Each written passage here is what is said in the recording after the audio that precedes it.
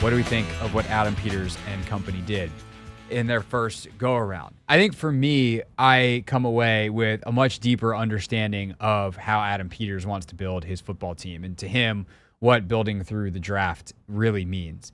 And it means that if I didn't draft you, like, not that it doesn't matter, but like, this is where we're going to build our team. Like, he takes it literally. A lot of teams say, oh, we're going to build through the draft, and then they go chasing needs and they overdraft guys, or they take a flyer that doesn't really fit who they are from a personal, like a character standpoint. And what they build is like a mess. And I think if you look at the through line of the players that the Washington Commanders drafted, yes, a lot of them are positions of need, especially once you realize that Brandon Coleman might actually be a tackle, the TCU lineman that they took at 67. But the through line of their picks was the character of who they are as people. They're all team captains, some multiple time, like two-time team captains. They are all extraordinarily competitive, and not just like in the way the pro athletes are all competitive. Like amongst pro athletes, they are the high-end graders on competitiveness and physicality and toughness. They finish plays. I think in a couple of key spots, there's some positional versatility, which is different than position flex in that it's really players that you can use. Like positional versatility, it's actually not that different than position flex. I guess position flex I think of as like alignment. It's like he could play here, he could play here. Positional versatility is I can move this player like a chess piece all over the field to create advantages for me. Guys like Ben Sinnott, guys like Luke McCaffrey. I think Jerzon Newton has some of that as well, where you are going to see them line up in different places, not just because we're trying to figure out where they're good, but because we know they can be effective in this particular role. And I think the through line of that, of who they are as people, though, is by design to lay the foundation of who they want to be. Like, they want to, from Josh Harris on down, but Adam Peters is the main driver of this, reestablish what it means to be a Washington Commander, right?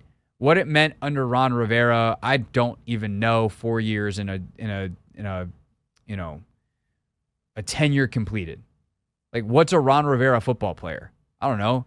Best answer is probably some kind of snarky one that's like, well, he's probably not that good, because they just didn't have success with bringing in players that have met or exceeded expectations.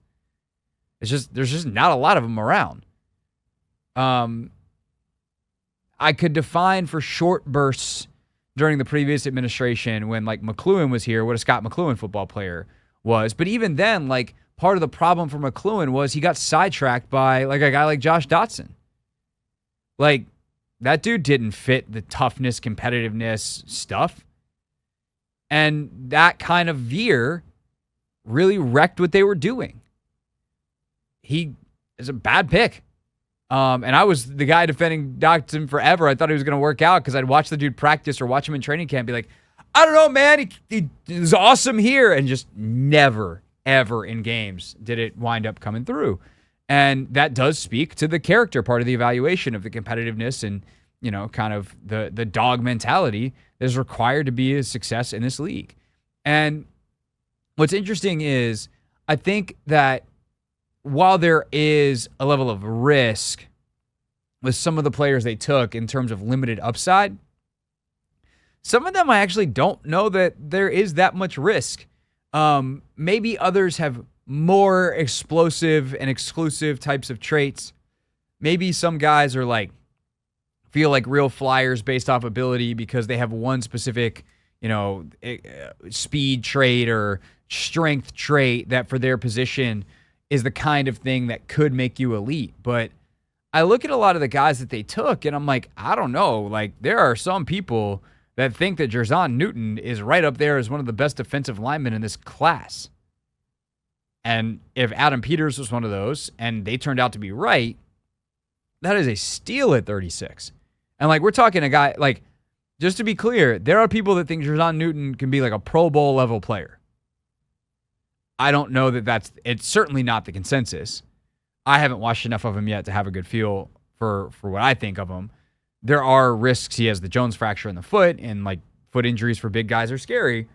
But at the end of the day, like your upside or your kind of range is, well, what's the worst version of your career to what's the best version of your career based off what we can possibly project right now. And right now, there are people who think that Jer'Zhan Newton could be an all-pro or a Pro Bowler. Ben Sinnott, like, there's a little Kyle Juszczyk to his game. You tell me that I'm getting Kyle Juszczyk? I'm psyched. Mike Sanders still? Like, I don't know if he winds up being a Pro Bowl type of player, so maybe he's a little, quote-unquote, limited there, but, like, that's because nickel corners typically don't make the Pro Bowl. He could be one of the best nickel corners in the league. That's a really valuable piece. Love that. So there's just, there's these guys, Coleman's big, athletic, physical. He's got a nasty streak to him. Like, I don't know what more you want in a project kind of offensive lineman. And by the way, he's got like a pretty decent feel for the game at tackle. He's shown that in his time there, which he's played more tackle than guard at TCU. McCaffrey, we talked about just learning the position, like really good athlete, obviously, tremendous pedigree, tremendous work ethic. If he can develop the receiver parts of his game, which between the internal resources he'll have here in Washington and his brother to lean on, who's the best route running back, not only in the league now, but one of like the best 5 ever. And his dad, who's multiple time Super Bowl champion receiver. Luke McCaffrey's probably going to be pretty good.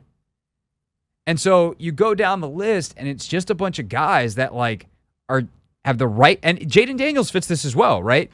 Tremendous work ethic, upward trajectory, physically gifted, competitive, tough, finish plays, team captains, leadership. Sounds like a formula for a bunch of winning. Now, talent is the other big part of that, and they still are years away from having the talent to win big, and obviously years away from this talent. 1, understanding whether or not it panned out. 2, to what extent are these a bunch of guys that are going to be role players, or are hopefully Daniels and multiple others going to emerge as Pro Bowlers in the same way that some of the draft classes in San Francisco did. That's the hope. That's the goal. That's the setup. Now we wait and see for the success. How do you feel on this Monday after the NFL draft? 301-230-0980. 301-230-0980. Let's get to the phones next on The Hoffman Show.